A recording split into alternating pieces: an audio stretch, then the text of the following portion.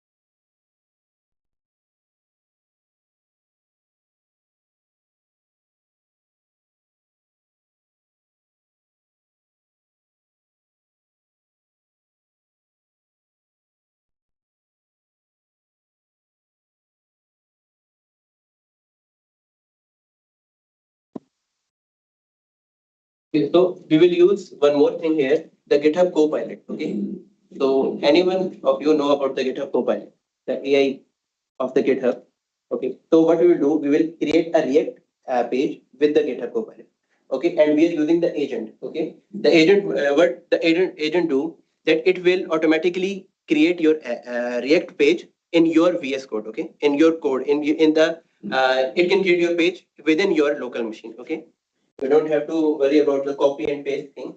Okay, let's give it a prompt.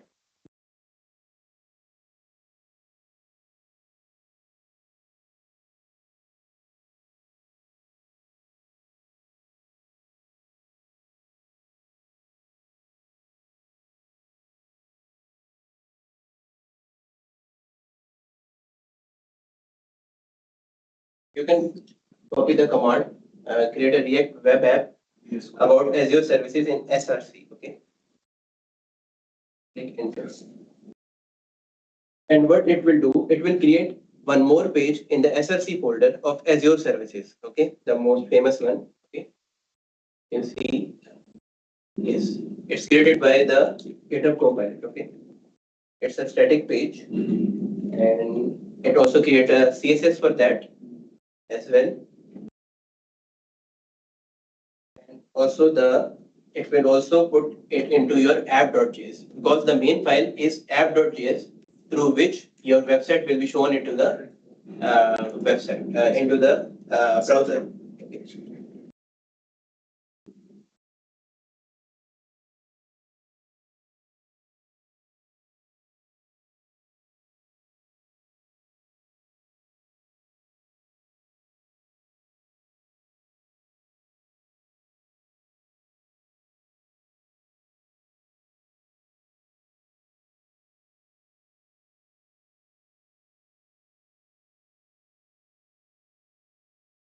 Okay, so now our React page is made. Let's see, it's being made by the GitHub Copilot. We can start.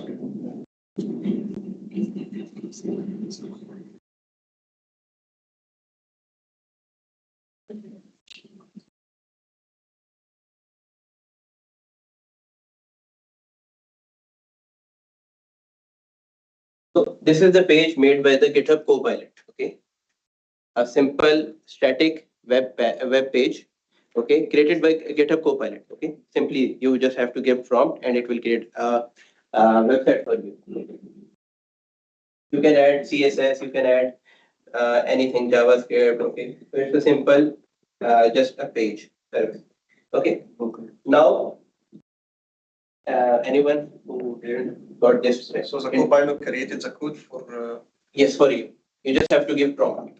Okay, and you do have a little knowledge about the React, like how it works. Okay, like it creates Azure service.js, a page, a React web page.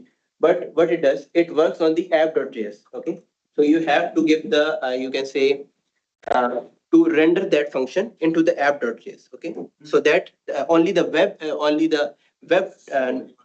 Package. No, I'm not getting a package.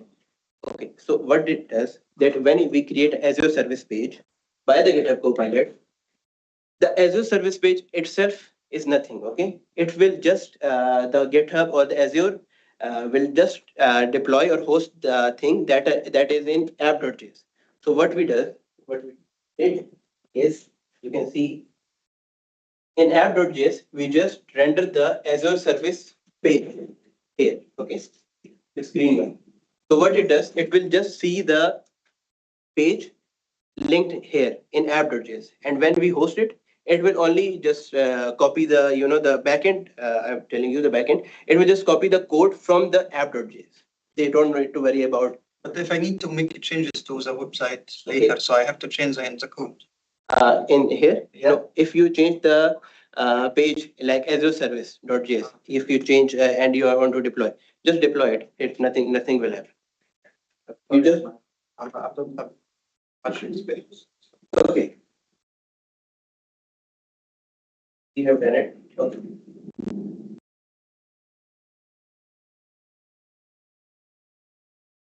What we will do, we will go to GitHub.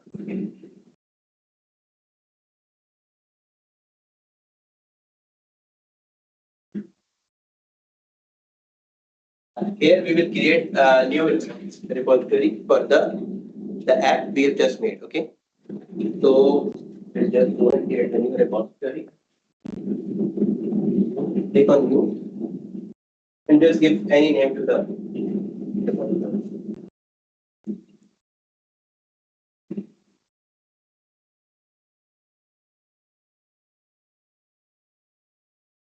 Naming it? Our repository, what are we naming it? You can name anything. You can name your own thing. I've just used AQQC as your okay.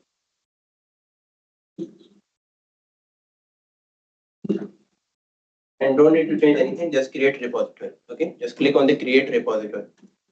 Okay, and what it will do, it will create the repository and it will also show you the commands you have to run on your VS Code.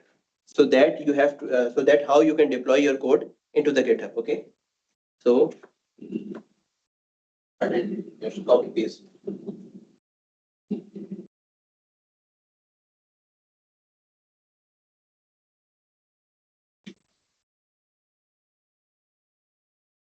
Here you are seeing the U and M file. Okay, so U and M file are those. U file is means the updated file. Okay. Do you want to zoom in a little? The code. Yeah, just Control plus.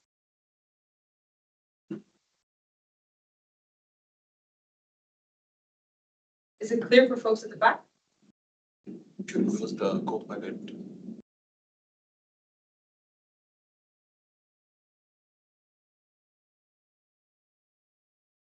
So U means the updated file, and the M file is where we changed them because it was already present. So it's a changed file, okay? And the U file is that we have created a new page, okay? So let's just copy paste. You all created the repository, right? So you have the the command code. So we will just copy paste it.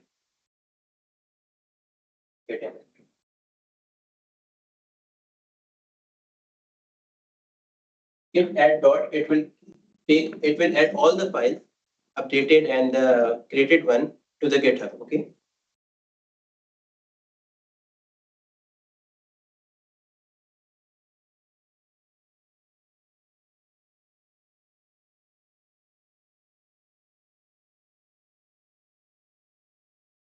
So let me just do a recap because I also just walked in.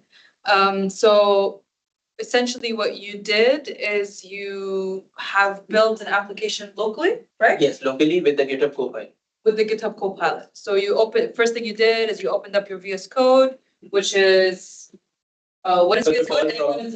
Who has never used VS Code before? Okay. Oh yeah, it's fine. It's totally fine. Maybe you have another code editor of choice. So it's like sort of what you use Word for creating documents, use VS Code to write code. It's the code editor. So you opened it up, right? And then you start from a blank slate. Yes.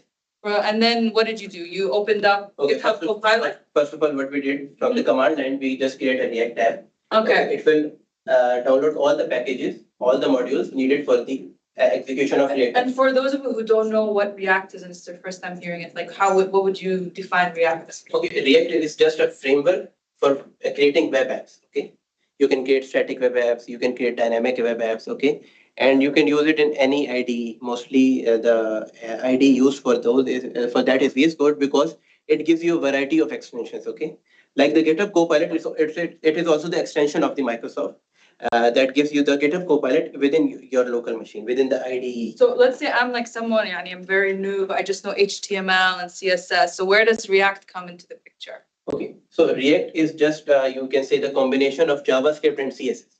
We just, ended the traditional method to create HTML for the, you can say the text, the CSS for the designing and the JavaScript for the logics, okay?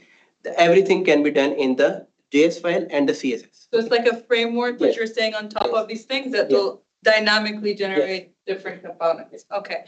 So then after you start from this blank slate, you went to GitHub Copilot. Yes. And you prompted it to create this. Yes. So question like, why do I need to use GitHub Copilot? Why can't I just go to like regular Copilot or go to ChatGPT and copy the code? Like what benefit does this give me? Okay, so what we did that if we generate a code from the ChatGPT, okay, what it do, that you should have the backend logic behind the React. Okay, what we did that when I say create a React web app page in SRC folder. Okay, what it did that it creates a React web app page, and it also changed the code in the app.js. Okay, so you don't need to worry about copy pasting, and you don't have to worry about the backend logic. Okay, so what it does, the agent do all the work. Okay, so it's an agent that will do all the work for you. So you can create a static web app or dynamic. Yeah, and some of you might have used applications like this. Maybe some of you have heard of like Cursor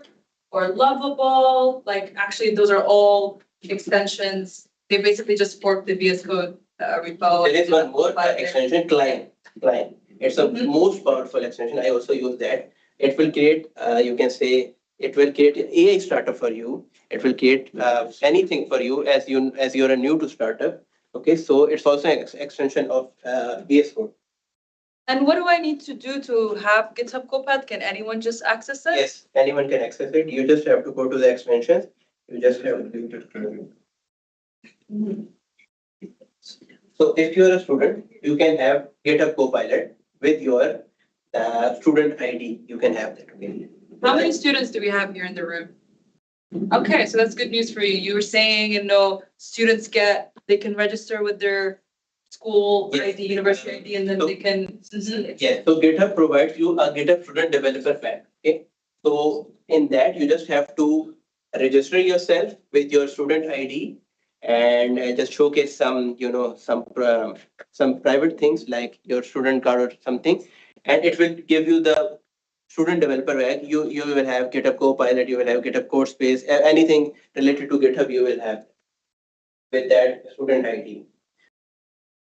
And for the extension to download it, you just have to write in extension GitHub. Okay, so it will just give you the GitHub Copilot, and you just install it, and you just use it in your VS Code. And one cool thing about the GitHub Copilot is what you said. It's essentially grounded in your code. So as you're coding, you don't need to go ahead and every time you use ChatGPT or another tool, you gotta take snippets of your code, copy it, say, hey, this is what I'm doing, this is what I need to do. But with GitHub Copilot, it knows that this is your working directory and this is the project that you're working on. So if you ask it, okay, I need to fix this part in my code, so it will go ahead and analyze how the whole trace, the whole program trace, and then fix the code accordingly. It's really powerful. I use it a lot. I love it. My favorite thing is just, I can just go at the cursor there and then it just gives me generated text. And almost all the time, I worked on a project recently. I had to develop a quick concept for a client. I'm not a great front-end developer, but with GitHub Copilot, I was able to just, over the course of a couple of months, I built in a full-fledged React app, and it looked really great, and I loved it. So it's really powerful. You can do a lot of cool things, and it's great that it's free to some extent. Okay, so yeah. So are they following a specific? There.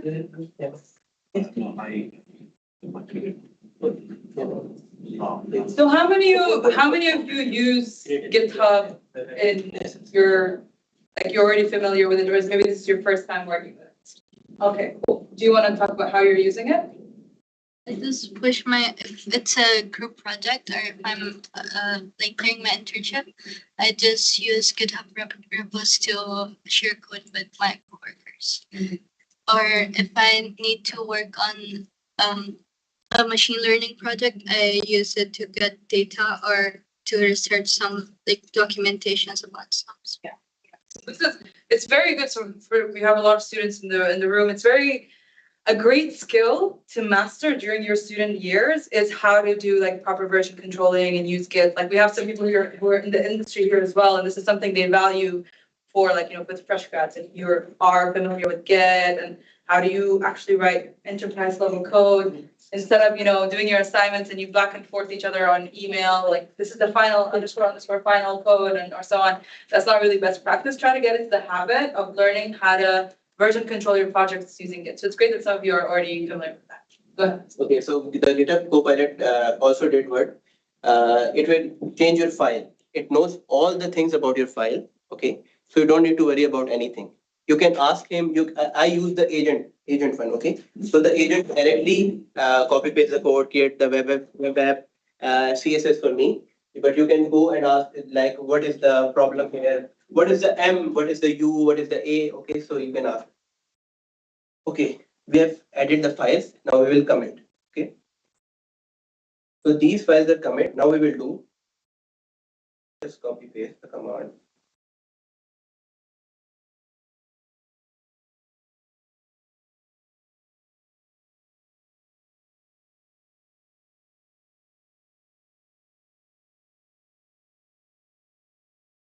And the instructions that you're doing right now, is there somewhere that they can refer to later on?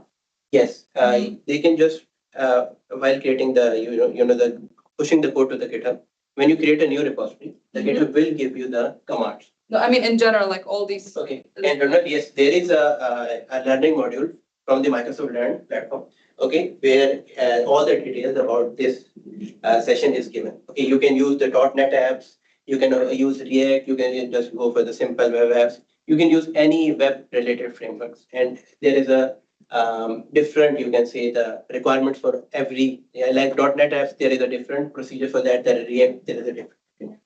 Great. So maybe we can share it with them so that they can do it and get those badges just like they did for the other workshops as well. Cool. So you created your React app, and then now you first had to create a repository in GitHub? Yes. Okay. Okay. And just I have pushed the code. Okay. So my code is pushed. Now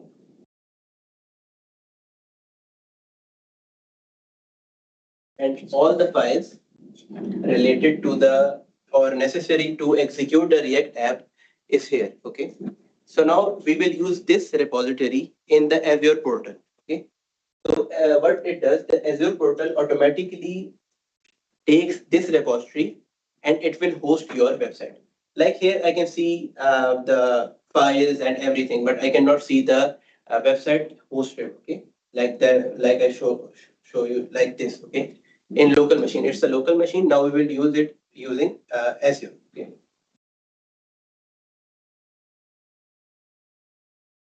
So we're going to use Azure to render the source code in a URL that then I can just go ahead and open.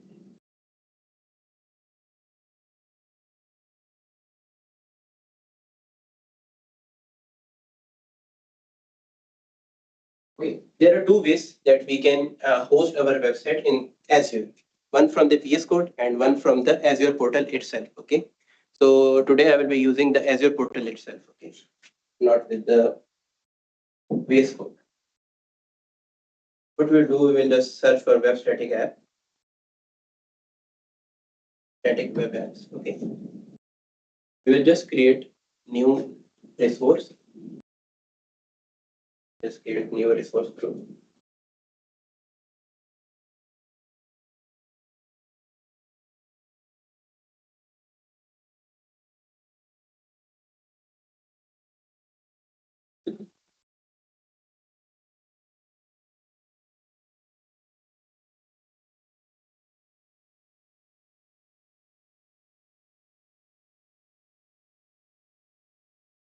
Okay, one more thing. When I will select the repository, the Azure will automatically determine the language of the repository.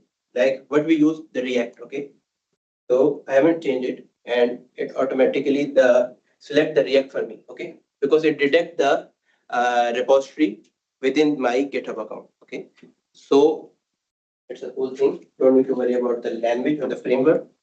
Okay, just as we will review it and just create it. Okay. It will take some time to create the resource. So could you explain what is a static web app? So static web app is just a single page of the website. Okay, we are not using that. The dynamic is like are multiple pages. Okay, the static means the single page, like we use for our portfolio or anything like that. Okay, a simple page like this is the simple page. Okay, but if I click on this, it will create a multiple pages. Okay, it's like that. So when I want to host my applications on Azure, Yes. and question to Hamza, and also we have an apps expert, so I'm putting you on the spot about that. So is static web app the only way I can host my application on Azure? What are the other ways? We can use it dynamically. We can use anything with, because Azure has a lot of, you can say, the services, like the app service, the app services. If you want to deploy dynamic website, we will use the app services to deploy or host our website.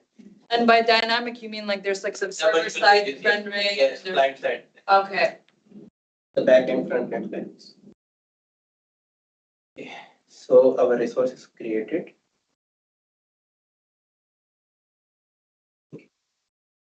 So the repository we have created, it's been posted, and you can see that it's waiting for the deployment. Okay. So once the deployment is complete, we will have our website hosted. Like we can see that we have posted our website, but it will, once the deployment is done, it will go to the production. Okay. Take some time. So does that mean like now anyone that has this URL will be able to access Yes. my website? Yes. What if I want them to like not do that? I want them to log in first or something. Can I do that with web app, a static web app? Yes, you can do that.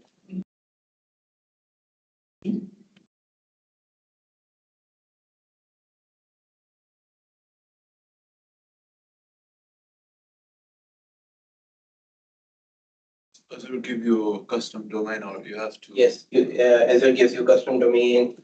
Azure give you SSL, free SSL. What source of the deployment interviews? Static web apps. So here's GitHub Azure. Yes, GitHub. GitHub. Yes. So here it is uploading the file, the app.js file, just needed for the website to know, or the Azure to know that it's the main file. Okay. From here you can see the CI, okay, the continuous integration, the workflow, Git flow workflow. Okay, like how the website is being deployed. Okay, so it's a backend. You don't need to worry about the backend. You just need to worry about the hosting. Okay, so it's ready. Just we will do visit your site.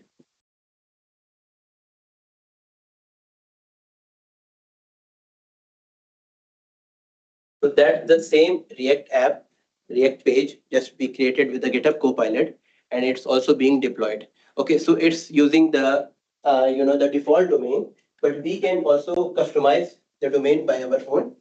Okay, so this was a simple creation of how you can create a React website and how you can push it to GitHub and how you can host that into the Azure. Okay. So if anyone has question, please ask about this. Why are we doing Azure? Why are we deploying this? Okay. So first we see that our React app is in local machine. Just only you can see. Okay. If I want to show it to one of my friends that yeah, I've just created the website, okay, then my personal portfolio, or I have to give it to the company or add it to my CV. I will not use the local host, okay, because it's only to your machine. But once it's deployed Azure, you can just copy the link and you just paste it, give it to anyone, and they can see that yes, it's your website. And if I were to add on that as well, how many of you is your first time hearing of the word Azure? Totally fine if you haven't, it's okay. So, okay. So Azure or Microsoft Azure is essentially the cloud that Microsoft provides, right? There's and what is a cloud? The simplest way I like to think of it is just someone else's computer. Someone else's computer that is managed, secure, that you can trust, right? So you can, like Hamza said, run these applications all locally on your machine. But like you said, like how are you gonna give her access to it, right? You gotta make sure your laptop is on and then everything is running, and then you're not gonna give her your physical machine. It needs to run somewhere remotely that then you can access using a URL, right? So one option you have is to hosted on the Microsoft Azure cloud. So the Microsoft cloud has a lot of different services that you can leverage. You see everything there on the left. You see all these resources. You can have a database. You can host a database there. You can host storage accounts there. You can have your own virtual machine that you can go in and like, let's say, like how many of you have ever trained a machine learning model before? Or yeah, so when you run it locally, you got to make sure your machine is up and running, right? If like the battery dies, that's it, you got to start from scratch. So what you would do is maybe you could provision a virtual machine on the cloud, and then you run your code there, and then like it stays on there. And then you just pay for what you're using. So there's a lot of more that we can talk about the cloud. Maybe we can have another session on that. Like there's also AI services. You can run Azure OpenAI. You can have like, some other services there, document intelligence. Even like we talked about Power BI last few sessions. That data or that infrastructure is hosted on the Microsoft Azure cloud. Actually, in fact, like ChatGPT itself, we partner with OpenAI. That infrastructure, all of it is hosted on the Microsoft cloud. So one thing that we're discussing today and what Hamza showed is how you can host your websites on the Microsoft Azure cloud with very easy steps. All you got to do is just create your repository, connect it to a GitHub account, which is also a Microsoft product. And then from GitHub, you can link it to an Azure Static Web App Service. So now every time you do your changes locally, you just push it to GitHub. And then, correct me if I'm wrong, your static web app will get changed, right? So you can. It's a workflow that is being observed by the GitHub, and once you push the code, it will just commit it into the GitHub, and it will directly change it into Azure. Yeah, and you can do more. There's a lot of other CI/CD things you can do. You can have like proper deployment pipelines. You can write like some unit tests that it needs to pass before it goes ahead and deploys. So this is just like the simple workflow. Like you can literally just take this and then build something for your own and have a URL that you can publish. Like let's say, like you said, a portfolio of all the projects you're working on, or a blog post or something. So yeah. Like this was the CI/CD workflow, okay, for the website. Do you want to zoom in just a little bit? Sorry, it's just maybe me. I just have bad vision.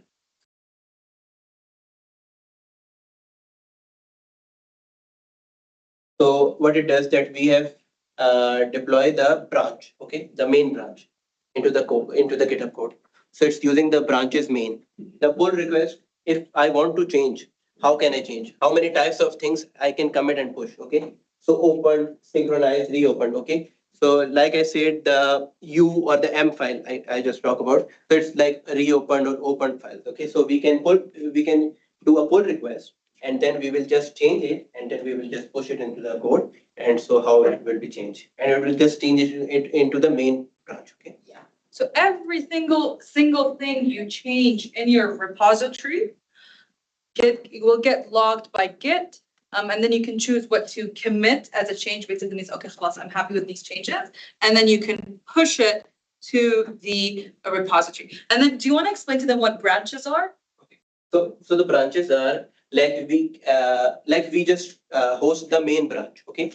If I want to give this repository to someone else, okay, and I want to say that change the repository, change the code, but don't change it in the main branch, okay? So what it will do, we will just fork the repository here, okay? Fork. So what it will do, it will just update the repository to that person, okay, to that user, okay? And when I accept the change, when he commit and push to the main branch, and if I say that, yeah, it's better, my web page is better, or my model is better, so what I will do, I will just accept it, and it will just push into the main code. So that's how it's called open source, okay? For example, you can go here, you can change my any file, and what it will do, that you are doing the open source thing, okay? So that's how the branches are. Yeah. So to add on to that, let's say we're all working on our startup, and then we have our code in this GitHub repository. So I'm working on a feature, and Fresh is working on a feature, Hamza's working on a feature. How are we all gonna manage this? So we have the main branch is like the source code that we right now is like live. And then for each feature, you would have a separate branch. The developer works on everything that that needs to be integrated. And then after that's happy, they will, send in a request or like, okay, let's merge this back with the main. So then someone's going to review that code, make sure it's following the best practices. You can also use AI for this as well. And then once they're happy, then they're going to merge it with the main branch. So you can literally, any code that is on GitHub, you can go ahead and make some changes and then submit a request to merge it to the main branch. Like even like our for example, our Microsoft documentation, it's all on GitHub. So if someone sees something that needs to be changed, it'll just like be like, hey, we need to add these things. Then the reviewers are just gonna look at it. They're happy. They're gonna merge it. Anything like even like LangChain or all of the semantic kernel, all the open source libraries, you could go ahead and do that. And it's actually good. There's a like if you're a student and you contribute to a big repository, it's something good that looks good on your profile. One of the main features of GitHub is the collaboration, like no other platform. Okay, so what it does, like Fatma says, that we can collaborate on a single project. Like she's working on something, I work on something, and we will just merge it. Okay, merge and then push it to the main. So yeah. And another thing, also one thing to note here is I said, everything you do in the repository can be tracked and you can commit and then it goes into GitHub. So one important thing you just gotta remember, and I learned this the hard way, and I think maybe some early day interns also learned it the hard way, never commit passwords or API keys or codes into Git, or else, people are like, that's it, like, it's exposed. So you would not want to do that. That's why you see the git ignore file there. Do you want to show them what the git ignore is for? Okay, while we create the React app, it will also create the node modules, the PHP modules, okay, the NP modules for you that don't need to be uploaded onto the GitHub. Okay, so we'll create a GitHub ignore file. A git ignore file.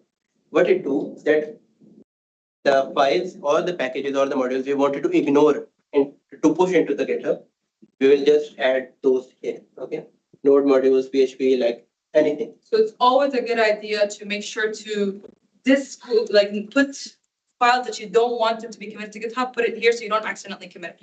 Things like your environment, your .env file, your actual, like if you're creating a Python environment, you might want to add it here as well. You don't want to, because your Python environment is literally a bunch of libraries that you download locally, you do not want to commit that to GitHub because that's just taking up a lot of space. Any like passwords, any maybe like data files as well. So these things, it's good to include them in the git ignore to avoid pushing it to the repository. Yes. So one more feature of GitHub is that you can create your portfolio within the GitHub. Okay, your profile is your portfolio, like my profile. Okay,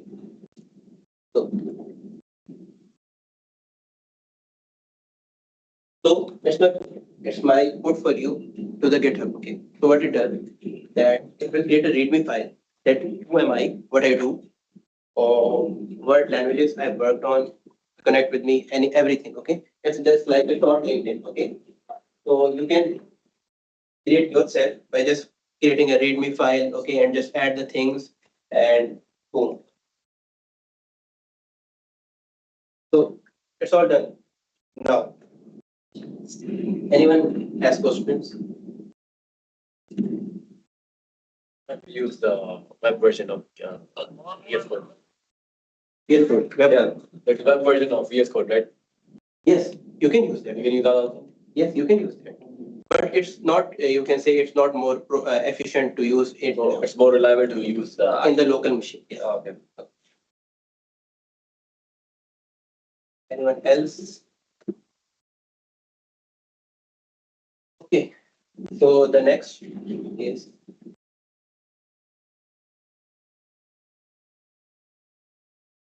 MLSA, the Microsoft Learn Student Ambassadors Program. Okay, so it's a program, like I said before, that it is to empower the students to lead, to learn and grow with the Microsoft technologies mainly. Okay, so it's a great initiative by Microsoft taken in maybe back in 2017, 16 maybe. Okay, so what is MLSA? So it's a global community with many ambassadors all over the globe. Okay, So you can have ambassador in America, you can have ambassador in India, you can have ambassador in Pakistan. Unfortunately, we don't have anyone in Qatar, Dubai, Middle East. Okay, so yes, you can be one. Okay, so what it does, it focus on tech, leadership. Okay, opportunity to build technical skills. That one. Okay, who can apply? And I want that you guys, students, mostly do apply for this program. Okay, those who are doing bachelors or those who are doing masters, they both can apply for this program. Okay, with your student ID, you can apply for that. Okay, you don't need to have be the expert of Microsoft to be in this program. You just need to crave for the the community, the volunteering work. Okay, so that's how it works. How to apply? Those who are students, I recommend that you should go to the mvp.microsoft.com. Okay, and sign in with the Microsoft account with your university ID, university mail. Okay, and just fill out the application and submit it. Okay, done. But the main works start from the submit. Done. Okay. So we have three requirements to complete. One of the three requirements we have to complete out of three. Okay. So it's a requirement that when you submit it, they will say you to join the Discord of the Microsoft Student Ambassador community. Okay, where there will be coordinators with you. There will be other student ambassadors. You can talk, you can collaborate with them, and learn how you can be in the program. So one of the three, let us discuss the three requirements are. First of all, you have to create a Microsoft Learn Cloud Skill Challenge like Fatma did for the Power BI. And one of you remember the one day dashboard thing. Okay, you just have to create any challenge you can create or any technology. And what you have to do, you have to create it and you have to register it with the over 1500 students or any other, you can say, email to complete the challenge, to complete their one requirement. Okay. 1,500? Yes, 1500. Okay, so it's a little bit difficult. The second step is they will give you a blog of Microsoft technologies. Okay, maybe 7 blogs, and you have to, and they will provide you with the ID, student ID. Okay, what you will do that you have to have views on that. So how many views? 2500 views. Okay, 2500 views on any of the blogs of Microsoft. So it's a way of Microsoft to promote their technology as well as to you a little hard for you to become a Microsoft ambassador. Okay, the third one is uh, I really can't remember because I'm in the I'm in the community. Okay, so I don't worry about the requirements now because the main requirements thing is is the thing of the coordinators. Okay, the maybe those are the employees of Microsoft or they are working with the Microsoft to encourage or to tell them about the community program. Okay, so why we want to become MLSA? Like what are the perks or what are the milestones? Okay, so milestones are 4 milestones. There are 3 right now, but there are 4. One is student ambassador, one is student ambassador alpha, one is student ambassador beta, and one is student ambassador gold. Okay, so I'm at beta student ambassador level. Okay, so within these milestones, you get many opportunities. Like if you are a student ambassador, you can get MS 365, you get VS Studio Enterprise, you get 50 Azure credits. Okay, when you become alpha, you get more things. When you become beta, you get beta student ambassador kit from the Microsoft. Okay, Do they get LinkedIn Premium? yes, LinkedIn Premium. You can get GitHub, free GitHub. The GitHub Pro version. Okay, you get that. You get the LinkedIn Learning for free. There are so many stuff. I don't know about the resources right now. And when you become the gold student ambassador, okay, so the requirements go above. You have the chance to meet with the MVPs, most valuable professionals of Microsoft. Okay, you work with them. You work with them on projects, real world projects they are doing. So yeah, it's a great way of learning. So that's the beta packet I was talking about. that's come from the Microsoft America to your doorstep. Okay. If you become a student ambassador, you will have many perks and benefits. Okay. First of all, the certification and the learning part. Okay. So you get free certification vouchers from the Azure, from the Microsoft. So you can have the expert on any of the domain or any of the things. Okay. Second is you get free Azure credit and get a student pack. Okay. So get a student pack is the collection of packs, and each collection has different, you can say different set of varieties. One is for web, mainly for web. You can get GitHub Student Pro. You get free Azure credits. You get many things more. You get free domain like this stuff. Okay. And if it is for AI, you get LangChain, you get APIs like this stuff. Okay. Events and networking. Okay. So how did I join this community, Azure Culture community? Because I was the MLSA. Okay, only one in Qatar. So if Mukaddam was there, he will clap for me. Okay. So what it does that I will be able to join as an organizer. Okay. So you can get networking with the Microsoft employees. You can visit any Microsoft office anywhere in the world. Okay. You can meet with the Microsoft employees. You can discuss with them. You can have a real world projects working on them as your own. Okay. So yes, it's the main thing. The third, swags and recognition. Okay. So when you become ambassador, you get swags. When you complete a challenge, you get swags. When you complete anything related to the learning, you get swags. Okay. So Microsoft provide you swags at every level. Okay. So and career growth. Once you become MLSA Gold, you can have the official graduation degree, a little bit of graduation from the program degree from the Microsoft. If you are a Gold student ambassador, okay. So what it does, it adds into the you can add it to your resume, you can add it to your LinkedIn, anywhere. Okay. Also, you get referral and opportunities from Microsoft. Okay.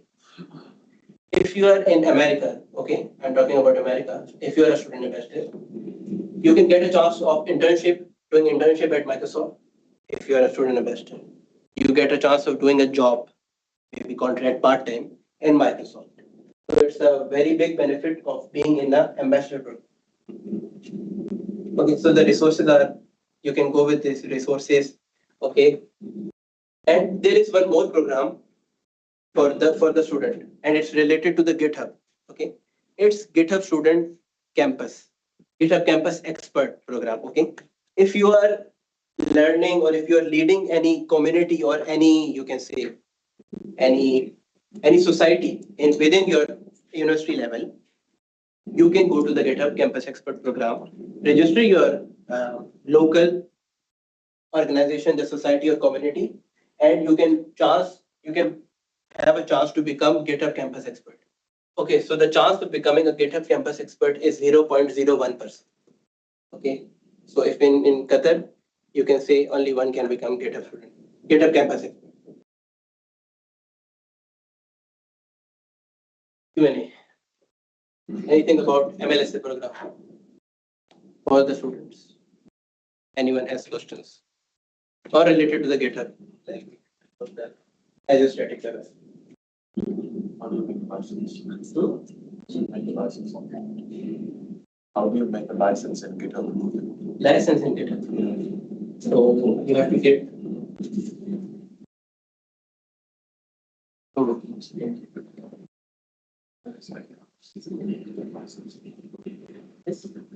Okay, so the license. Okay. Okay, so have you heard of MIT license or any IEEE or I guess so some certifications? Okay, in GitHub we use license, MIT license. Okay, what it does that you will create your repository according to the MIT license. Okay, don't you have to create something? You have to show them that yeah, it's our license. Like if I have to if I open source any repository and it's my startup, so I can have that MIT license that yes, you can collaborate, but you cannot own it. Okay, it's my code. Okay, so the license is like that. Any other questions? How many students are chosen for the Microsoft Ambassador? Okay, everyone is chosen, but you have to complete the requirements. Then you can become the student ambassador alpha, student ambassador beta, and go. Is there a tenure for that? A tenure for that? Like how long will you be the student ambassador? Okay, you can be for as long as you can be. Okay, you can just sign off from the program. Okay, if you are willing to do. Like I became the MLSA in 2021, maybe in 2022, and I'm still a student ambassador. Once a student ambassador, always a student ambassador. Okay, it's like that. Any other questions?